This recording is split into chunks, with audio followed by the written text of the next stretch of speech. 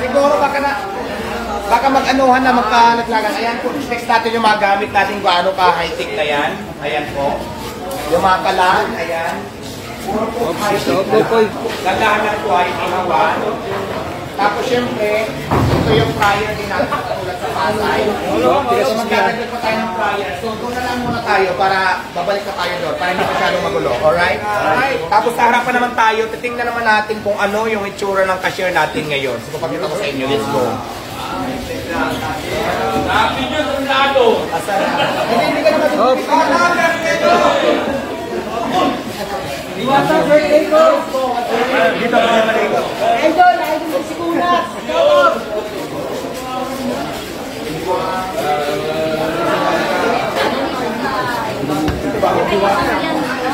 Okay, tika lang! Oh, excuse me! Up! Asan yung videographer ko?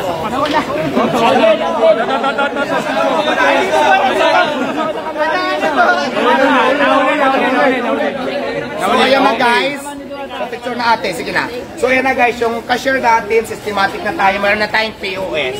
Wow! POS yan. Parang Jollibee na.